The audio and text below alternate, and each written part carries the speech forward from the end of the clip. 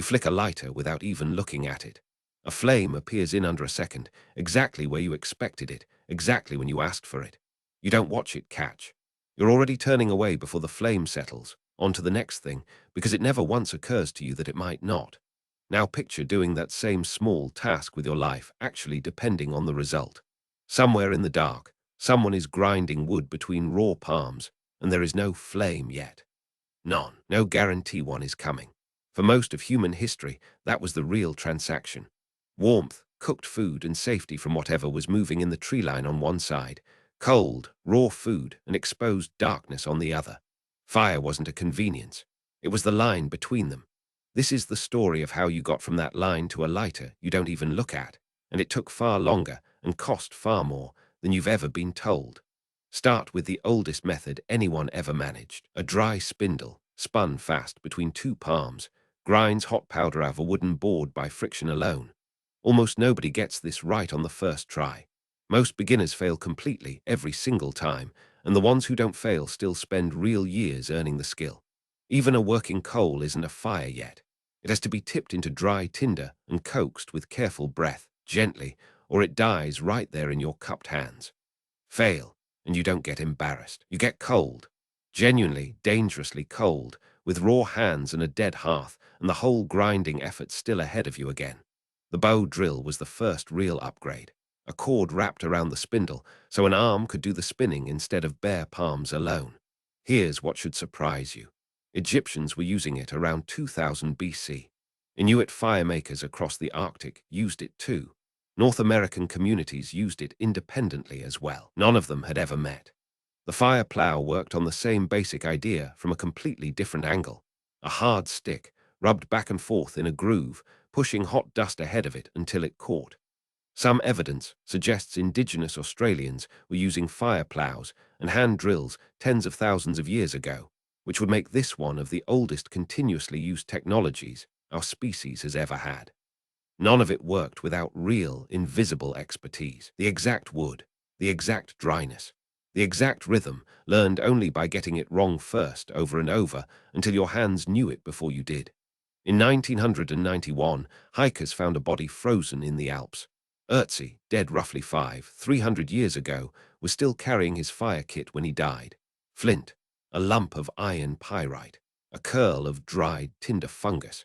His actual insurance policy against the cold, preserved by accident for over 5,000 years. Struck at the right angle, Flint shears white-hot sparks off pyrite, hot enough to catch tinder, but far too brief to light raw wood on their own. So the ember still needs the same careful nursing as the coal from the hand drill. A faster spark. The same fragile, breath-by-breath payoff.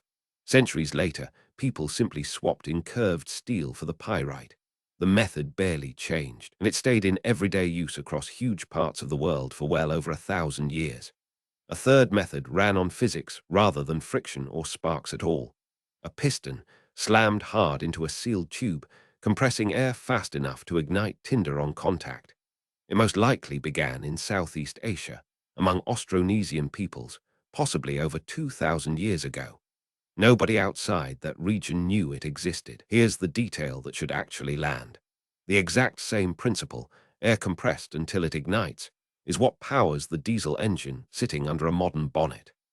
European inventors reinvented the same trick in the early 1800 and patented it in Britain in 1807, apparently with zero knowledge that Southeast Asia had solved it first, 2,000 years earlier. But the trick that mattered more than any tool was simpler than all three. Never let the fire go out in the first place. Coals traveled banked in ash, or wrapped in moss inside a hollowed horn, carried between camps by hand, tended constantly so nobody ever had to strike a new one from nothing. Entire villages ran on that discipline. One shared hearth, everyone's warmth and safety resting on the same small flame. Losing it to rain or carelessness wasn't a minor setback. It was the kind of night that got remembered and retold for generations afterward.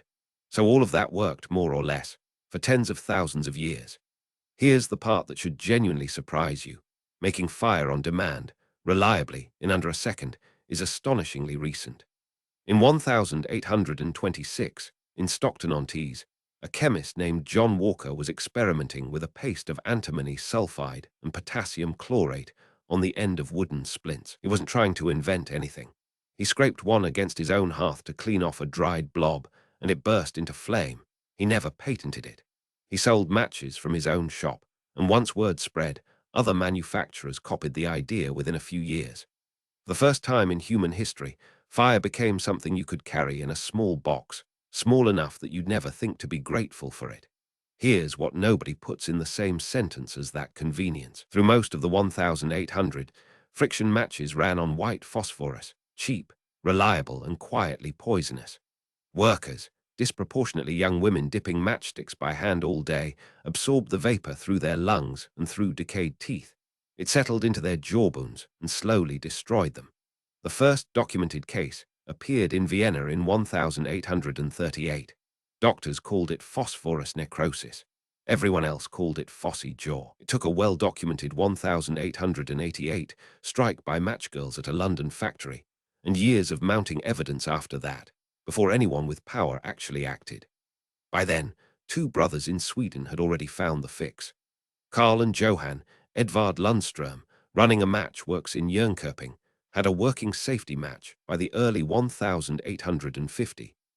Their design moved the dangerous chemical off the match head entirely, onto the box's own striking surface, so it only ignited at one deliberate point of contact.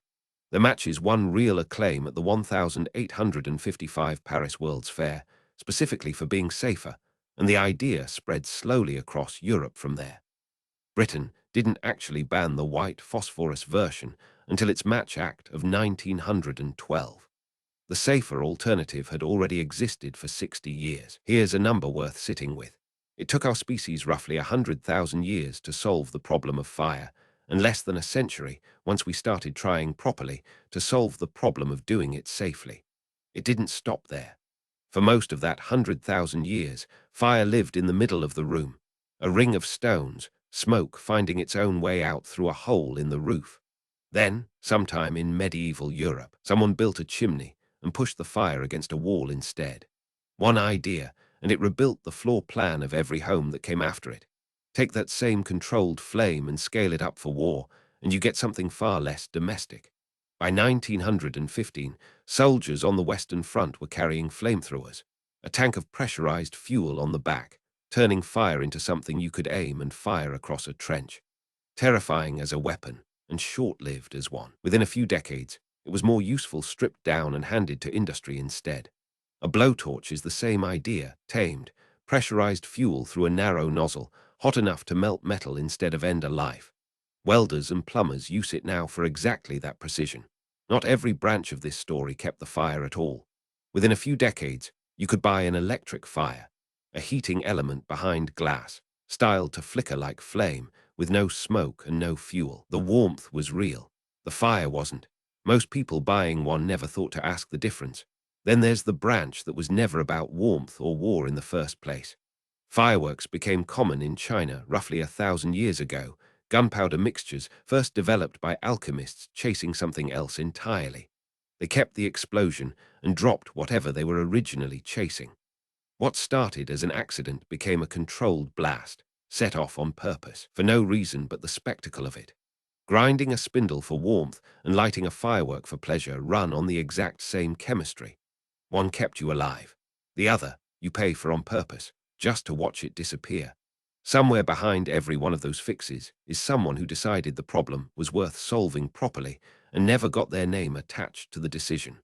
The person grinding a spindle raw, hands aching, with no flame yet after real effort. The matchgirls in a London factory doing the unglamorous, dangerous part, so everyone else got the easy version. Two brothers in Sweden, quietly proud, having fixed a problem that wasn't theirs to begin with. So the next time you strike a match, or click a lighter without looking, or flick on a fire you never had to build at all, do it once slowly, and actually watch it catch.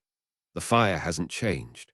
What changed is that it stopped costing anyone anything to make, and everyone who paid that cost, before you did it so quietly that you were never told their names. Ah, I understand. Follow, and see you next time. For another thing, you'll never look at the same way again.